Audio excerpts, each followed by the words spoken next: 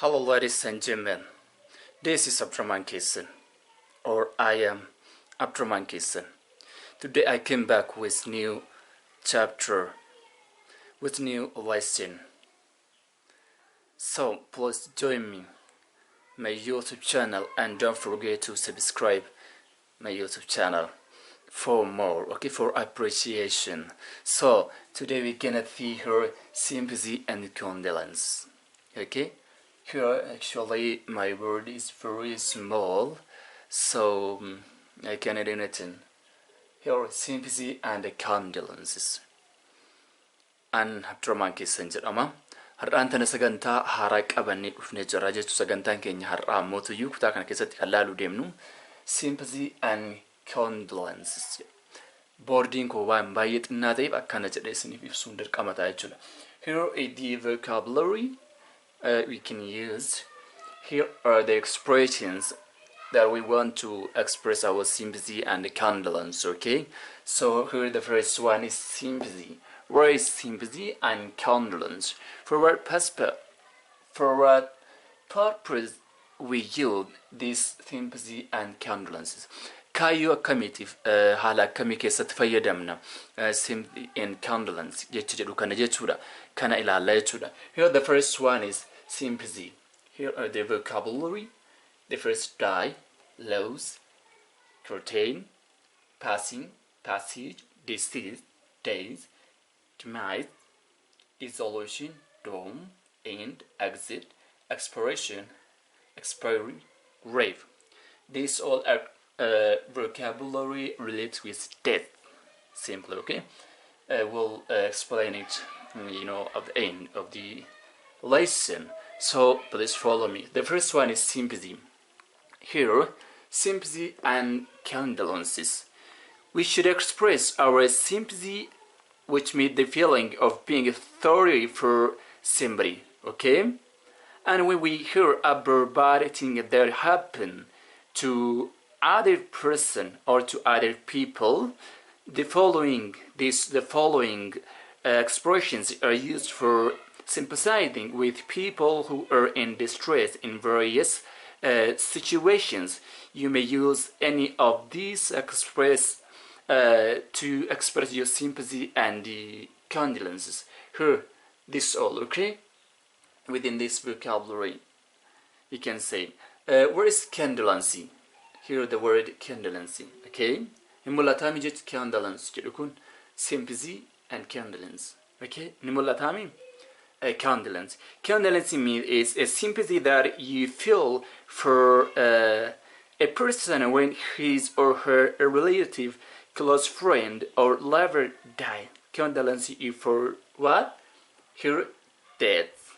You can express your condolence here by using these all expressions. Let us see now. Sympathy jechuun afaan Oromiffaatti gadda namni gadda jiraami, gadda sana wajjin qooddachuu jechuudha. Sympathy jechuun gadda sana wajjin qooddachuu. Kun mootii condolence jechuun ibsu gadda keenya kan ibsannu jechuudha. Karaa gadda keenya ittiin ibsan condolence and sympathy. So let us see now, okay? The first one is here. I'm so sorry to hear you in this state. Okay, I'm sorry to see you in that state. Okay, here. I'm sorry to see you in that state. Oh, haala kana keessatti arguu kootu baay'een gaddaa jechuudha. Yookaan namni kun nama jalaa du'e yookaan rakkate yookaan anyway waa ta'e jechuudha. Sympathy kee gadda kee waliin qooddachuu yookaan immoo karaa gadda kee ittiin ibsattu keessaa here. I am sorry to see you in that state. Haala kana keessatti arguu kooti baay'een gaddaa. Namni kun yookaan rakkina keessa ta'uu danda'a. Maybe his father or his mother died. Yookaan abbaan ishee yookaan haati ishee du'uu danda'anii kanaaf akkas jechuudha. Here the other one is I'm sorry to hear about that. Oh, I'm sorry to hear about that. Okay, wanti kun yookaan passing of his father, his mother, abbaan ishee du'uu, haati ishee du'uu, now bless you to the etc. No problem, okay? Kanneen keessaa kamuu haa ta'u, I'm sorry to hear about that. Okay, waa'ee kan sanaa dhaguu kooti baay'een gaddee jira. really I'm sorry to hear that. Is one san dhaga'u kooti hedduu gaddee jira na gaddisiise jechuudha gadda keettiin ibsat. Or you can say I can't tell you how I'm sorry. Or you can say I can tell you how sorry I am. Okay? Akkan gaddi hamma gaddisitti mun danda'u akkana gaddisiise. Okay? Akkana gaddisiise yookaan duuti abbaa keetii sun, duuti haadha keetii sun, duuti obboleessa keetii sun, yookaan immoo duuti fira keetii sun, yookaan immoo duuti nama kamuyyuu haa ta'u. Namni nu du'aami duuti naftu wanta ta'eef kullu nafsin zaa'iqatul maut. So every soul shall taste death. Jedhaniimi.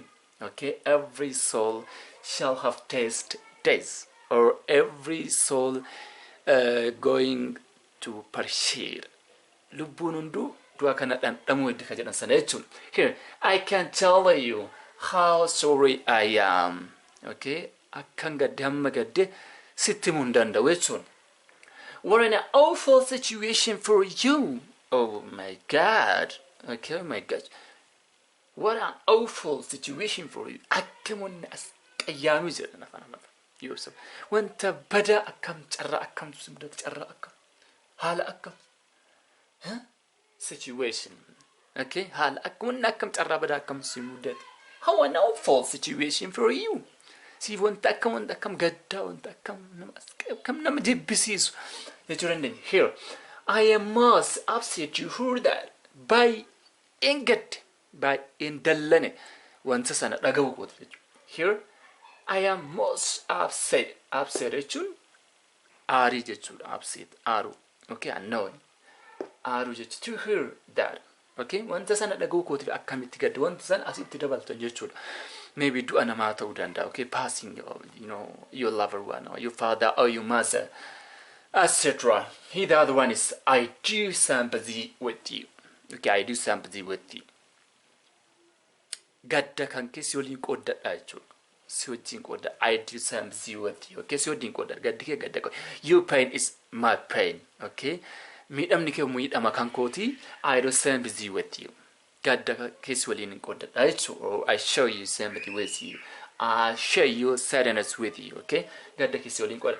Here the other one is what bad luck. Oh my gosh. Mal carraan gadhe carraa bada.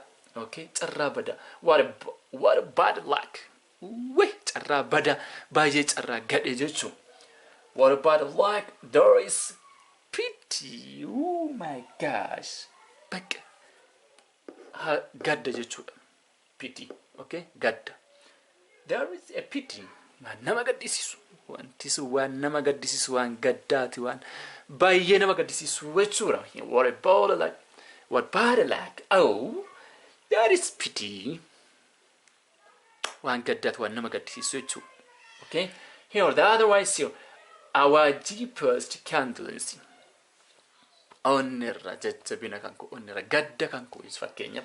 Our deepest condolence jechuun onnirra gadda koo onnirra namsanaaf jechuudha fakkeenyaaf. Our deepest condolence goes to your father, goes to you, goes to your mother, etc. Okay, you can. Okay, our heartfelt sympathy. Okay, heartfelt jechuun kan waan onnee nama tuqu gadda onnee nama tuqu. Okay, onne marraa jechuudha onne nama tuqu like sabbar seena, breaking, heart touching. Okay, what a heart touching news, well, breaking, like that one. Okay, our heartfelt sympathy gadda onne keenyarraa nutti dhagahame yookaan natti dhagahame namsaniif nama gadduuf eddan saniif himtu jechuudha. For example, when you want to ask, okay, yoo gunama san gaafachuu eddan maal ta'e yoom du'e maal hin du'e. Okay, can. When did he die? Yoom du'e. When did he pass away? When did he pass away? Jechuun yoom du'e jechuudha. Or you can say here, when did he decease? Yoom du'e jechuudha. Passed away, die, etc. Kunniin hunduu waa'ee du'a wal qabatanii jechuudha. He that one, did he suffer very much? Baay'ee dhibamee ture jechuudha karaa biraatiin. Suffer jechuun tsinqaa rakkoo bakka dhibirra yogguu turte fakkeenyaaf. Is suffering from cancer. Okay, suffering from coronavirus. Suffering jechuun dhibeerraa dhibee sanaan rakkachuu yookaan dhibee sanaan saqaqamuu jedhama afaan Amaariffaan nafqa dhibeen darartii jechuudha karaa biraatiin dararamuu jechuudha suffer. Okay, did he suffer very much? Baay'ee dararamee jira dhibeedhaan baay'ee rakkatee irra ture akkas jechuudha. I am sorry to hear about asitti galchitu jechuudha about okay your father days, your mother days, your bad luck. But another something. Wanta nama gaddisuun asitti makuu dandeessan. Oh, the last one, not the least. Here, oh God, oh my gosh, or references, oh my gosh, oh God, how sad. Yaa Rabbii yaa Gooftaa kee akkam nama gaddisiisaa akkam nama jibbisiisaa yookaan akkam nama gaddisiisaa jechuun. Here, these all are expressions to use to express your sympathy and the condolence, okay? So please memorize it and request it and practice again and again. So let me tell you something for instance. Yeroo namni du'e fakkeenyaaf namni yoo du'e like in Islam and in Christianity we do have legal sympathy and condolence, okay? Seera qabnaa miti formal condolence and legal. Let us see a little bit, okay? Xinnoo halal which for instance in Islam namni tokko yoo du'e maal jedhanii fakkeenyaaf akka walii galaatti yoo laallu jecha beekama common word reap, okay? Reap jechi jedhu jira jechuudha. This common word. Reap jechuun rest in peace jechuudha hiikaan isaa. But in Islam this word is not recommended, okay? Islaminaa keessatti hin gorfamu jechuudha kan hin beeku. Because rest in peace jedhan. Rest jechuun boqadhu, in jechuun beektan and the grave peace. Nagahaan boqadhu jechuudha. Rest in peace nagahaan boqadhu. But that remain, okay? Maal jechuudha kun for disease nam du'eef for diseased one, okay? Maal jechuudha reap, rest in peace. Actually not appreciated in Islam. So reap jechuun akkasii kan isa jira. Reap jedhan yeroo baay'ee like on social media especially on FB Facebook irratti reap jedhanii barreessu yeroo baay'ee. So rest in peace jechuudha hiikaan isaa rest in peace nagahaan boqadhu jechuudha. Nagahaan boqadhu garuu akka amantaa kamitittu hin jira. For instance in Islam maal jedhanii may Allah grant him or her Jannatul Firdausil A'la. May Allah grant her the highest level of Jannah, paradise, okay? Or may we can say may Allah forgive his sin, may Allah forgive her sin, may Allah forgive them, may Allah forgive them, may Allah grant them paradise, may Allah grant them Jannah, okay? May Allah grant them paradise, okay? Rabbi jannata haa galchuuf, Rabbi haa araaramuuf, may Allah forgive them, may Allah forgive their sins, okay? Rabbiin cubbuu isaanii haa dhiisuuf, Rabbiin jannata isaanii haa galchu. May Allah grant them Jannah. May Allah grant them Jannatul Firdaus. Rabbiin jannata isaan haa galchu. Rabbiin cubbuu isaanii haa dhiisu. May Allah forgive their sin. May Allah forgive his sin. May Allah forgive her sin. Okay, may Allah forgive our sin. Cubbuu keenya Waaqayyo nuuf haa dhiisu. Namni du'e fakkeenyaaf Islaama keessatti Rabbiin jannataan isa haa gammachiisu. May Allah pleased him with Jannatul Firdaus, okay? With paradise. May Allah grant him Jannah. Rabbi jannata isaa gammachiisu. Rabbi isaaf haa araaramu jedhanii caalaa jechuudha. May Allah forgive his sins. May Allah be pleased with him. Rabbiin itti haa gammadu. Fuulli Rabbi itti haa tolu jechuudha. Or may Allah make it the punishment of grave. Cinqa qabrii keessaa jedhan grave jechuun qabrii yookaan boolla itti nama awwaalan sana isii haa salphisuufi jedhan. Or may Allah make easy gaafii jira miti gaafii gaafatamu akka the angels warri maleekota gaafii gaafatan gaafii sana waan isaanii haa salphisu jechuudha. Simply we can say for someone who deceased, nama du'eef kan hawwinu, may Allah grant him Jannah, may Allah grant him paradise, may Allah forgive his sins, may Allah grant him Jannat al-Firdaus al-Ala, may Allah, forgive his sin, etc. Okay? Nama du'eef kana jenna jechuudha. Reaping akkasii. In Christianity also they may say maal akka jedhan biyyoon itti haa salphattu jedhan. Biyyoon itti haa salphattu nan dhagaa jechuudha. So these all expressions are when we want to express our sympathy and the condolences. So please during this vocabulary here, this all vocabulary are used relate with this. Vocabulary kunni hunduyyuu synonyms of this, okay?